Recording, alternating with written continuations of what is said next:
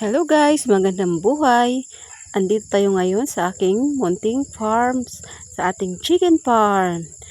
Mangungulikta tayo ngayon guys ng mga egg dahil may mga itlog na pwede nating kunin.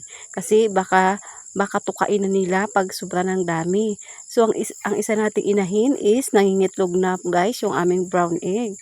So kukunin ko po guys yung kanyang itlog kasi magluluto ako. Maglaga ako ng itlog kasi nga wala kaming ulam for today. So, kukunin natin yung itlog niya guys kasi minsan yung lalaki na manok is tinutuka niya yung mga itlog ng babae. So, hindi nga ako rito masyadong magkasya guys. So, sobrang taba ako na nga talaga no.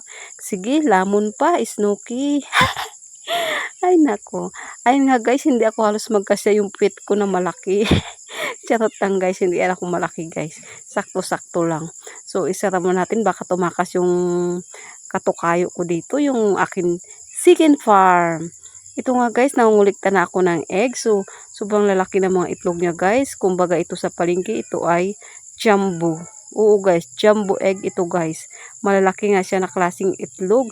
Pindi rin siya parehas guys. Meron ding maliliit, meron ding medium. Ganoon naman talaga kasi ang mga manok depende sa pagpapakain natin sa kanila. Kung minsan nagugutuman sila, pag hindi sila agad na on time na napakain, hindi sila mangingitlog. Mayroon pa sa sunod na araw bago sila mangitlog. Ganun pala guys ang pag-aalaga ng pagmamanukan. So ito guys, marami tayo nakulikta. Ilan ito nakulikta natin kasi ilang araw tayo hindi nakapangulikta. Hindi ko to nakuha. Sabi ko ako lang kukuha ng mga itlog sa pugaran. So ito nga guys, may dala tayong sobra nating kinaing mangga, hindi na maubos. Ipapakain natin to sa ating mga alagang sikin. Kasi nga, gustong-gusto nila ito. Kumakain to sila. Lalo na ito, matamis itong mango na ito. So bibigyan natin sila. Pati pusa yata gusto pa rin kumain ng mangga. So, kung napapansin nyo guys is kumakain sila ng mangga. Matamis kasi yung mangga na ito. Kahit ano naman talaga kinakain nila, kahit bigyan mo nga to sila ng mga gulay, kinakain nila. Lalong-lalo na guys yung mga saging na hindi namin nabinta sa palengke, gustong-gusto nila. Ito guys ay iniwan na ng nanay nila. Iniba na ito kasi naglimlim na yung inahin ng mga manok na ito. Nandito nga sa kabilang kulungan, nandito siya sa pugaran na ito, is lumilimlim na siya guys. Kumbaga, mag-produce naman siya ng panibagong mga baby chicken. So, masaya tayo guys kasi madagdagan naman ang ating chicken. So, alam niyo ba guys, ang daming itlog niyan, sa 12 yata yun. So, kung mabuhay lahat yun at napisa niya, madagdagan na ang ating dating 2 pirasong itlog. Ngayon is magiging 30 na o sobra pa kasi yung isang inahin na umpisa na naman nag-itlog, bali. So excited ako guys na dumami yung ating maliit na chicken poultry, di ba? Nakakatuwa pala guys mag-alaga no. At dito guys sa ating incubator, dito nilagay natin yung ating organic chicken. Diyan natin pinapapisa. Mayroon din yan siyang native. Pinaghalo na yung native at saka yung organic egg. Nilagay na namin dyan kasi nag-click naman siya nakaraan. Kung napansin nyo, may apat dito na apat na chicken na maliliit na galing dyan sa incubator na nabuhay. Hindi lahat sila pumisa. So ito naman guys, yung puti na ito, malapit na rin ito maghiwalay sa kanyang mga anak. Sa ngayon, ayaw niya pang iiwan kasi medyo maliliit pa. Pero soon is iiwan niya na yan at mangingitlog na naman siya. So mag-produce naman siya ng another egg at another chicken. So dadami na talaga ang ating chicken guys.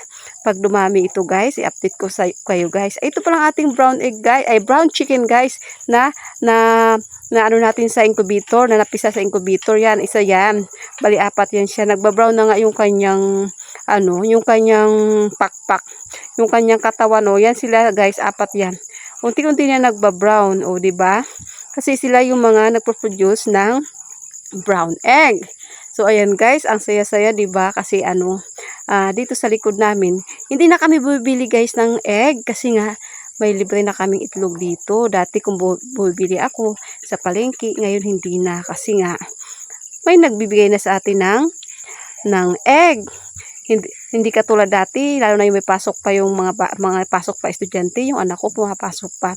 Hindi talaga pwede na walang itlog sa bahay kasi nga yung itlog ayan is madaling lutuin. Ito nga yung mga manok guys is kumakain ng mango. Gustong-gusto nila. Ayan o, gustong-gusto nila. Nilipat ko nga doon sa may unahan kasi nga para hindi madumihan no. Kasi yung mga anak niya yung mga little chicken gustong-gusto talaga nila.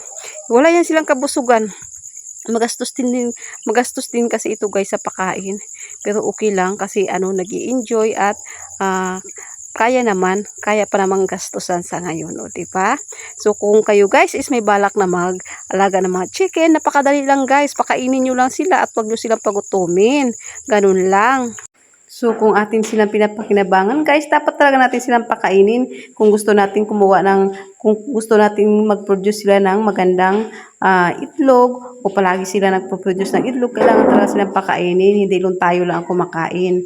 Kailangan din natin silang alagaan. Hanggang dito na lamang guys ang aking video. Maraming salamat sa panonood.